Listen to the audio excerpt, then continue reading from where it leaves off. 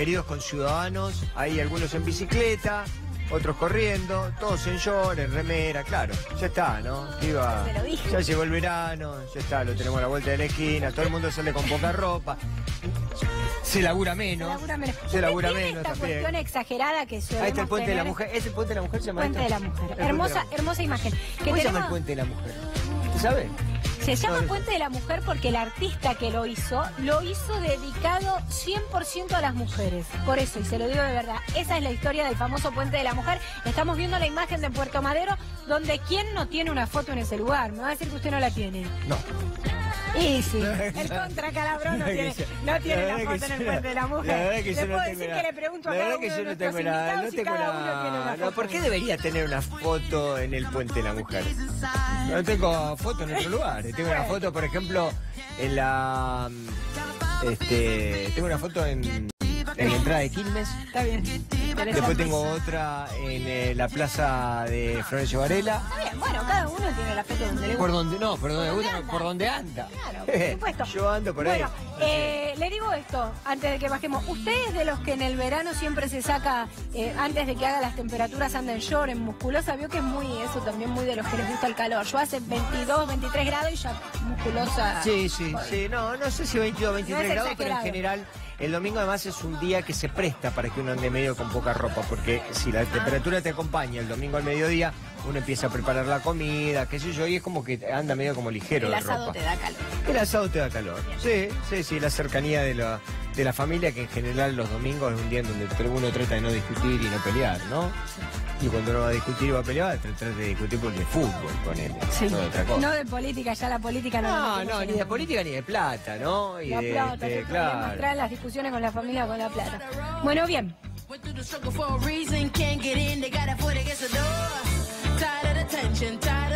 Vamos a dejar de lado la cháchara y nos vamos a centrar en una de las noticias más impactantes que ha tenido la semana y de larga discusión, que es la famosa historia del paquetazo de Macri. Sí, estamos hablando de la reforma tributaria, reforma laboral y también reforma previsional. ¿Qué es lo que se viene para el 2018 con este anuncio del presidente Mauricio Macri? Anuncio esperado luego del triunfo en las elecciones legislativas. Por eso les proponemos el debate con especialistas. Está con nosotros Miguel Ángel Fernández Pastor, que es abogado previsionalista y exdirector del Centro Interamericano de Estudios de Seguridad Social, el doctor Juan Carlos Ceruti, que está en la otra punta, que es abogado especialista en Derecho Laboral, y en el centro, como no podía ser de otra manera, está la contadora, ¿no? Sí. Contadora Florencia Fernández Sabela, que es contadora y además es especialista en impuestos, que sería tributarista. Exacto. Tributarista. Así es. A ver. ¿Por qué arrancamos de todo esto? Vamos a empezar. Yo le preguntaría a Miguel Ángel Fernández Pastor sobre la primera sensación que tiene cuando se entera de esto que estaba preparando el gobierno. En realidad, esto que estaba preparando el gobierno es crónica de un ajuste recontraanunciado. Y digo recontraanunciado porque en noviembre del año pasado, cuando se hizo la inspección de las cuentas públicas por el Fondo Monetario Internacional, dejó lo que se conoce como las recomendaciones del artículo 4, en el cual, en materia previsional, preveía una serie de cuestiones que eran necesarias respecto del sistema previsional, según la visión del Fondo Monetario Internacional, hacer para transformar el sistema en sustentable. Hago acá un paréntesis, lo primero que significa sustentable. Sustentable para cada uno de nosotros puede considerarse una cosa totalmente distinta. Sustentable es que se paguen las prestaciones. En la Argentina se pagaban las prestaciones, había un 98% de cobertura en materia previsional y un fondo de garantía de sustentabilidad de 80 mil millones de dólares. 80 mil millones de dólares, bien digo. Por lo tanto, sustentable era absolutamente sustentable. Pero no obstante eso, dice que para ser sustentable era necesario hacer varias cosas. La primera de ellas era modificar la edad de la jubilación, la segunda era modificar la ley de movilidad, bajar la tasa de sustitución en un 20% e ir paulatinamente hacia un régimen de capitalización. Estas eran básicamente las 4 recomendaciones. Cuando salió eso, yo comenté que el tema de la edad era obviamente un tema para que se hablara al divino botón, porque no tenía ningún impacto ni ninguna realidad. ¿Por qué? Porque la edad jubilatoria ya había sido modificada por la ley de reparación histórica, sí, que elevó la edad de la mujer de las más vulnerables de 60 a 65 años. El resto de las mujeres del mercado formal generalmente hacen opción por trabajar hasta los 65 años, que es lo que les permite la ley 24241, y por lo tanto el impacto de modificar la ley sería virtualmente cero. De esto se habló durante toda la campaña electoral y obviamente lo primero que dijeron ahora, la edad no es necesaria modificarla. Sí, nosotros fue la conferencia de prensa del presidente Mauricio Macri luego de las elecciones legislativas, se le preguntaron por todos estos temas y una semana después se terminan anunciando. ¿Usted cree que se va a llegar a completar esto y a concretar en términos y en aquel momento yo publiqué una nota en página 12 donde decía que lo que más buscaba el gobierno era modificar la ley de movilidad, porque la ley de movilidad es el hecho político en materia de seguridad social más importante de la historia argentina. ¿Por qué digo esto, que es el más importante? Por dos razones. La primera de ellas porque saca de la discrecionalidad del Poder Ejecutivo el otorgamiento de los beneficios de los aumentos previsionales. Históricamente fue así, ¿sí? Cuando el gobierno creía que podía darlo, la presión popular lo llevaba a la necesidad de dar un aumento, se daba un aumento, pero siempre balanceando las necesidades del gobierno y haciendo el ajuste necesario. Doctor Cerutti, les voy a pedir que seamos lo más sintético posible, lo más claros posible, porque en realidad la gente está también desayunando como nosotros con todo esto. Sabemos que no es fácil, pero yo escuché, doctor Cerutti, que en realidad le van a sacar, no sé si es cierto o no, le van a sacar una parte del sueldo a la gente para pagar su propia indemnización. ¿Esto es cierto? Mira, vos sabés que se está diciendo eso y no sé de qué parte del proyecto de ley del borrador que todos tenemos surge. Lo que hay es la idea de hacer algo similar a lo que es la industria de la construcción, que es un fondo de cese laboral, y que pueda otros gremios, mediante acuerdos entre las cámaras empresarias y los sindicatos, crear lo que es el IERIC, que es un organismo de la Cámara de Construcción con el Sindicato de la Construcción, que administra unos fondos para la indemnización en el caso de los obreros de la construcción.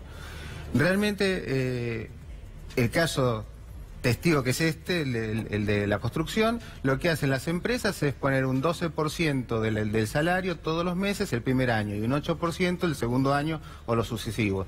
Al final de que termina la obra, los obreros van, cobran ese fondo de desempleo y sigue un poco la vida. Pero y esa es la idea de en hacerlo en otros rubros que aplica la ley de contrato de trabajo, y que en vez de que la empresa al final de la relación laboral le pague una indemnización directamente, sino la va como poniendo en ese fondo. Claro, pero nunca es el empleado el que lo hace. Claro, pero en realidad, por ejemplo, para los empleados en relación de dependencia que no tienen una finalización de una obra, van a estar aportando de su propio sueldo durante todos los años de trabajo, porque de repente, en el caso de los empleados de construcción, tienen contratos por finalización de obra que con eso, durante los meses que no tienen obra, digamos que subsisten. Sería una cosa así por lo que usted explica.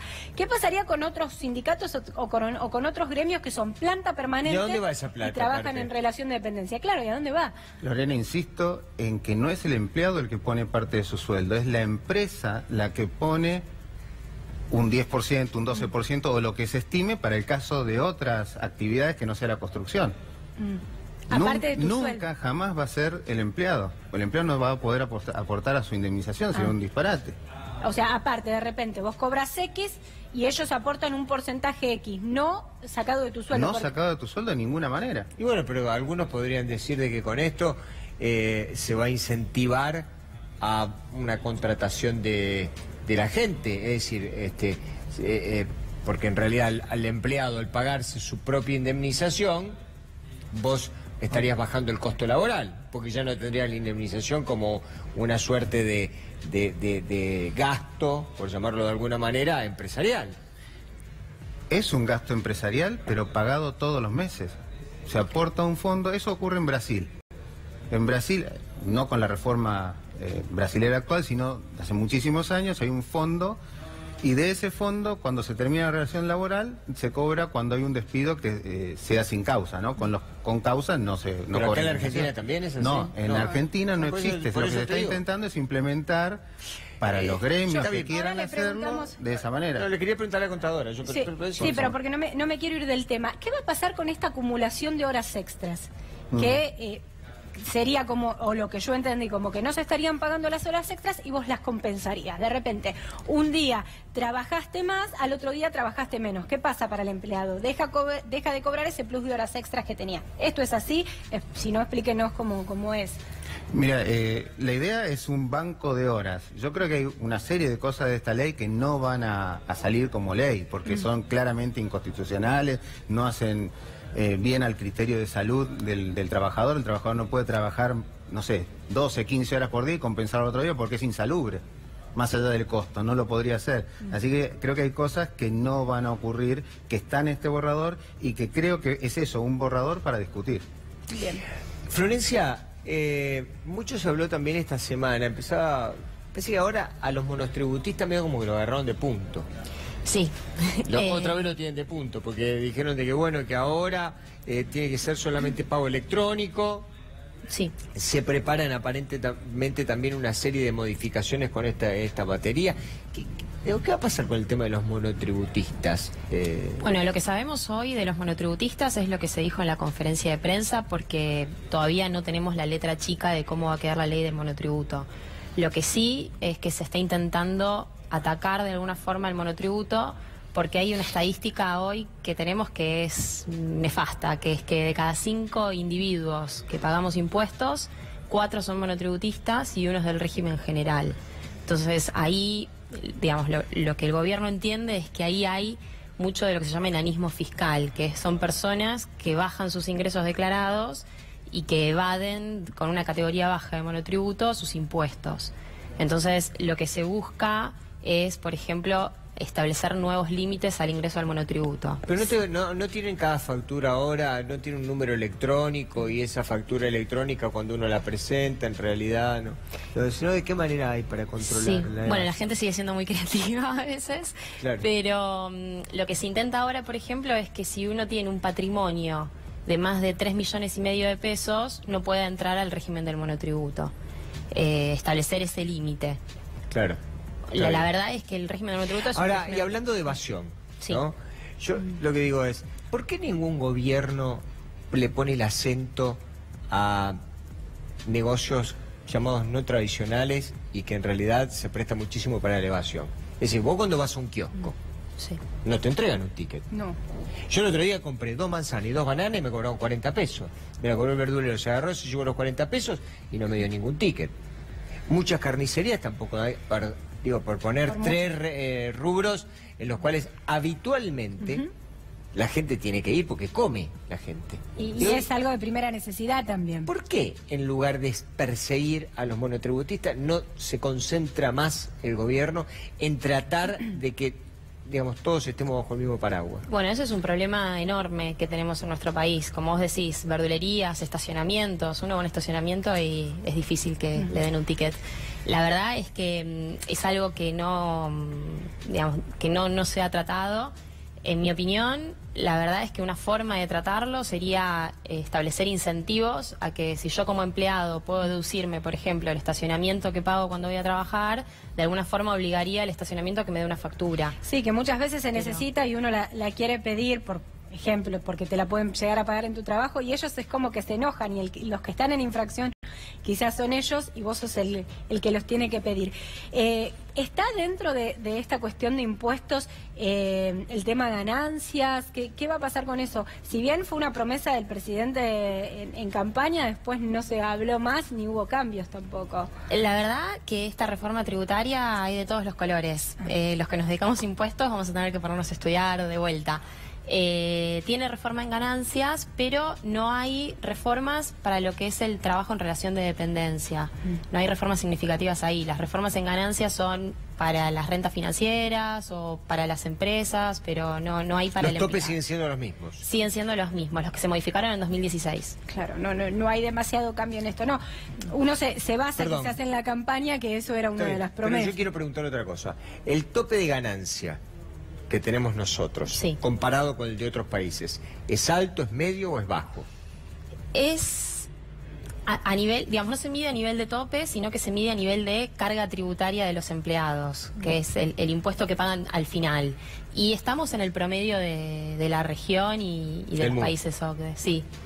Sí. Volviendo a la reforma laboral, doctor, preguntarle esto. Desde el anuncio del presidente Mauricio Macri, él hace referencia a que esta reforma va a beneficiar al trabajador, que va a haber mucho más empleo en blanco y que va a atacar directamente a la pobreza porque se van a generar más fuentes. ¿Qué opina de esto? ¿Cómo lo ve? ¿Puede ser llevado a la práctica? Mira, yo creo que ojalá ocurra eso. Ahora, hay muchas cosas que modificar en este borrador, pero hay un planteo de blanqueo laboral, una propuesta de blanqueo laboral que es muy interesante y que tiene un costo cero para los primeros 6 meses de la empresa, que las empresas blanqueen personal. Lo cierto es que va a tener que tener un costo bajo luego mantener ese personal, porque hay muchos vivos que no blanquean porque total no se los descubre, y otros que tendría que haber una fiscalización fuerte. Si no, esto tiene que ser como el blanqueo de capitales. La gente blanqueó los capitales porque está convencida de que los van a atrapar, los van a descubrir y le van a cobrar impuestos. Bueno, lo mismo tiene que pasar acá. Si no, no hay blanqueo que funcione. Nadie va a blanquear porque es bueno. Ojalá esto se fiscalice bien y entonces tengamos más personal dentro del sistema. Miguel Ángel, yo te pregunto lo siguiente. Esta cuestión del aumento de los jubilados, un gobierno estableció un régimen de aumento, ¿no es cierto?, que tenía que hacerse, se hizo a través del Congreso, ¿no es cierto? Todos estuvieron de acuerdo, todos aplaudieron, todos dijeron que estaba bárbaro. Y ahora, aparentemente, esto va a cambiar, porque va a ser un aumento por la inflación. Entonces, yo lo que digo es lo siguiente, ¿no? Digo, ¿cómo puede ser de que una medida que antes, hace 3, 4 años atrás, todos aplaudieron y a todos les pareció fantástica, hoy se cambia por otra cosa? ¿Y cuáles van a ser los beneficios si las tiene? ¿Y cuáles van a ser los perjuicios si los tiene? Sí, muy rápidamente, yo creo que el objetivo de esto es un mensaje a los mercados en función del proceso de endeudamiento que la Argentina tiene, porque es específicamente un pedido de los organismos internacionales, del Fondo Monetario Internacional y del Banco Mundial. Esto es el motivo por el cual encaran esta cuestión. ¿Cuáles son las consecuencias? Las consecuencias están en todos los medios. Hoy incluso Ismael Bermúdez publica una linda nota en el diario Clarín donde dice que esto va a significar un ahorro para el sistema previsional de 100.000 millones de pesos. Hay un informe del CEPA que habla de 118.000 millones de pesos y algún otro que... pero todos rondan por ahí, en ese monto. Eso significa, no significa que se ahorra el sistema previsional, significa que lo entregan los jubilados, porque es un eufemismo decir se ahorra el sistema previsional, porque la única manera de ahorrársela es sacársela a la gente, que es la que percibe esa plata. Entonces yo le propongo a la gente, a los televidentes, que agarren una máquina de calcular y que digan 100.000 millones de pesos dividido los 8 millones de beneficiarios entre jubilados, pensionados. Ahora, yo lo que le pregunto a usted es lo siguiente, con un poco de tino. ¿No sería mejor empezar dando el ejemplo, topeando las jubilaciones, como se conoció esta semana, en donde los jueces de la Corte Suprema cobran 384.000 pesos, que es una vergüenza, una obscenidad, una falta de respeto, y lo voy a seguir diciendo hasta que me muera, porque en realidad, en este país en donde la gente se caga de hambre, hay gente que por ventanilla, que dice además ser progresista, vergonzoso, cobra 385.000 pesos por mes. Yo no digo llegar a ser juez de la Corte, me parece fantástico, me parece bárbaro, pero a ver, es de una inequidad alevosa. Y esto pasa en la provincia de Buenos Aires con los diputados, en otras provincias con otras cajas de jubilaciones. Entonces yo lo que le pregunto a usted como previsionalista, es que en realidad no estamos persiguiendo la zanahoria equivocada. No, de eso no tenga la menor duda, porque todo este ajuste va hacia los que menos tienen para que le reciban los que más tengan. Yo lo que sí agregaría a esa obscenidad, que comparto la obscenidad de que se cobren ese tipo de jubilaciones, que es una obscenidad lo que cobran los jueces de la Corte en actividad en este momento. Porque en definitiva lo que cobran los jueces cuando se jubilan es exactamente lo mismo que cobraban cuando estaban en actividad. Claro. Por lo tanto la obscenidad está vigente porque los jueces de la Corte, los jueces en general, cobran un sistema que es un sistema por antigüedad desde el día que se recibieron de abogados. Si yo digo, si un juez, una persona llega a juez a los 50 años, ya tiene 25 años de abogado, ya tiene el 50% más de su haber. Es decir, esa es la obscenidad. La obscenidad es lo que cobran en actividad y que además no pagan ganancias. Esto no hay ninguna discusión. No obstante eso, dicho esto con toda claridad, esto no le mueve la aguja al otro. Sí, efectivamente, éticamente es brutal. Ahora, económicamente tiene muy poco impacto. Lo que tiene impacto es sacarle la plata al conjunto de los jubilados. Y eso es lo que buscan. No solo hablábamos de los jueces, lo hemos charlado en otras oportunidades, que también hablamos de políticos, hablamos de diputados en la provincia. Si bien los jueces, la cifra es realmente vergonzosa y a uno lo sorprende por la comparación que uno hace con la jubilación mínima de una persona y que incluso no va a tener ninguna mejora, digo entonces, no son solo los jueces, hay muchas cuestiones, pero usted nos explicaba que no es lo que va a equilibrar la balanza, no es lo que va a mover la aguja. Jueces de la Corte o presidentes y vicepresidentes que cobran este tipo de beneficio no superan la docena de personas. Sí, evidentemente esto no modifica la realidad económica. Pero, lo que sí modifica... Lo que pasa es que hay una cuestión. Obvio que no solo de la Corte, pero después hay jueces federales que tienen... Eso es lo que estaba diciendo yo. Esa es la obscenidad. Bueno, esa es la pero obscenidad. Está todo enganchado, porque están los que cobran 384, después siguen los otros, los jueces federales o los camaristas que cobran 250, y después siguen los federales que cobran 220, y después siguen los de instrucción que cobran 180, y así en esto. Todo el sistema judicial argentino vive dentro de una burbuja, porque vos tenés hoy recepcionistas de tribunales, recepcionistas de tribunales cobran 70.000 pesos por mes. Está bien, yo no tengo ningún problema con que todo el mundo gane un montón de plata. Lo que digo que me parece que vos tenés que ser un poquito equitativo. Sobre todo si aquel que cobra semejantes cosas tiene que dictar sentencias de equidad. Porque uno se dispara de la realidad, desaparece. Imagínense que ese mismo juez que tiene que resolver su propia jubilación de 250, 260.000 pesos de un juez, de un camarista, tiene que resolver la jubilación de una mínima. Cualquiera que entre en despacho de un juez, los jueces se visten de Hugo Boss para arriba, digamos. A ver, con autos con chofer y toda la historia, digamos. Todo es así. Pero bueno, qué sé yo, ese es el país que nos... Me gustaría que nos equivocamos de carrera. Terminar con esta cifra a la que yo me refería, porque me parece que esta es la clave. Si uno agarra los 100.000 millones de pesos, lo divide por los 8 millones de beneficiarios entre jubilados, pensionados y pensiones no contributivas, el año que viene cada jubilado va a perder 12.500 pesos en el año. Esto significa, promedio por supuesto, esto significa 1.000 pesos por mes que no va a recibir de aumento. Este es el verdadero ajuste. Este es el real ajuste. Y el real ajuste. Y además en la ley previsional se inventa una cosa extraordinaria, que es el trabajador autónomo con relación financiera, o así se llama, económicamente dependiente de otro. Esto es un invento, este sí que es un invento totalmente argentino. Gracias. Vamos cerrando. Es un tema que realmente es para largo y podríamos debatir muchísimo. Les agradecemos a los tres, súper claro, y ojalá que sea lo mejor para todos, ¿no? Y esperemos que el domingo que viene o próximo domingo estemos de vuelta para poder seguirlo debatiendo. Gracias. Bien, nosotros vamos a dar una vueltita por la ciudad, a ver cómo está ahora el tiempo, cómo está el clima, y nosotros... ¿Cómo está el clima? ¿Cómo está el clima? Está bueno, ¿no? Está bueno, sí, por supuesto. Mirá los barquitos, qué lindo. Ahí están los barquitos de Puerto Madero, en la zona de Puerto Madero. Bueno, día ideal para navegar, ¿no? Los que tienen la posibilidad. Los que tienen un barquito. Los que tienen un barquito, que son algunos de los que nombramos recién, ¿no? Porque ¿qué haces, digamos, con tanta plata? La verdad que tenés que comprarte barco, moto de agua, en fin. Día de Superclásico, saludamos a todos aquellos que están haciendo crepitar ya las llamas de la parrilla, porque ya estamos prácticamente en horario, Y de las picadas en donde, también. claro, ya arranca la picada, empieza la cerveza, y sí, bien regada. Sí, un vermú. Vos sos tipo de vermú, ¿no? Tipo de vermú. Yo también, ¿sabes? Fernet no.